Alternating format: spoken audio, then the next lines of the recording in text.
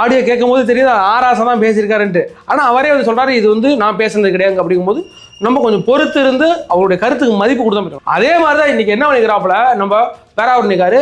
இல்லைங்க அவர் சொல்லும் போது பாவமாக இருக்கியா, எனக்கு என் பொன்னாட்டி வந்து எம்ஏ மட்டும் படிச்சதுங்க, ப்ரொஃபஸராக இருக்குது, அது வெளில தெருவு போகிறதையே பயப்படுது, ஒரு சங்கடமாக இருக்குது, என் பொண்ணு ஒன்று இருக்குது, அது காலேஜில் உள்ள பொண்ணுங்களாம் கேட்குறாங்க, ஏங்க இப்படி பண்ணுறீங்கன்னு கேட்குறாங்க. இல்லை இதை நிரூபிக்க வேண்டும். இன்றைக்கி அவர் வக்கீல் நோட்டீஸ் விட்டாப்புல, இதே பாலிமர் நியூஸ், இன்றைக்கி சன் நியூஸு, அந்த இடவரத்தை அவங்க எல்லாருக்கும் கொடுத்தாச்சு. அவங்க பேர சொல்கிற கடுப்பாக இருக்குது. அதுக்கு பேர் நம்ம சாட்டை தூரம் இருக்கிறவங்க எல்லாருக்குமே வக்கீல் நோட்டீஸ் அனுப்பிக்கிறாரு.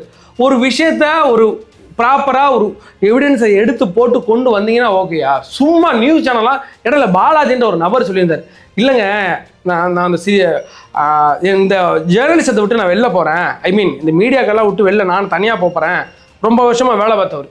அவர் ஒரு விளக்கம் கொடுத்துக்கிறாப்புல. என்ன கொடுத்துக்கிறாப்புலன்னா, நான் வந்து கேப்டன் அந்த பொலிட்டிக்கல் வந்தார்ல அப்பிலேருந்து நான் அந்த ஜேர்னலிசம் இருக்கிறேங்க, அப்போ அந்த மனுஷனை குறி வச்சு அடித்தாங்க எனக்கு தெரியும், ஆனால் இப்போ அதை விட மோசமாக நடந்துக்கிட்டு இருக்கு இந்த மீடியாக்களில். எதை பற்றியும் அவங்களுக்கு கவலையே கிடையாது. ஒரு விஷயம் கிடைச்சா அது சரியா தவறான்னு சரி பார்க்கறதுக்கு மட்டும் இங்கே லைவில் ஓடிக்கிட்டு இருக்கு.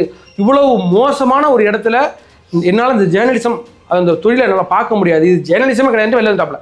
அந்த அளவுக்கு திருட்டு பயிலோ அயோக்கிய பயிலோ மொள்ள மாதிரி பயிலோ தான் இந்த மீடியா குரூப், இந்த சாட்டை திருவர்கள் அந்த கேஸில் வராது. சாட்டை திருவர்கள்லாம் நீ கட்சிக்காரனே கிடையாது, நீ காசுக்கு எதனாலும் திங்கிற மாதிரியான ஒரு ஆள். அதனால அந்த குரூப்லேயே சுத்தம். அந்த மனுஷன் இப்போ என்ன சொல்லியிருக்காப்புனா, என் மேலே தவறு இல்லை, நிரூபிக்கணும். யாரை நிரூபிக்கணும்? அவர் நிரூபிக்க வேண்டிய அவசியம் கிடையாது. ஏன் இல்லை, என் மேலே குற்ற வழக்கே இல்லைங்கிறாப்புல.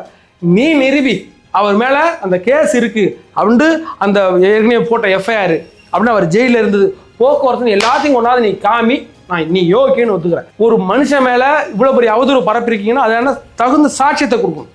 இது வரைக்கும் எந்த ஒரு சாட்சியத்தையும் இதே இந்த மீடியாக்களோ சாட்டு திருமணம் யாருமே கொடுக்கல. நீ கொடு, நான் ஒத்துக்கிறேன்.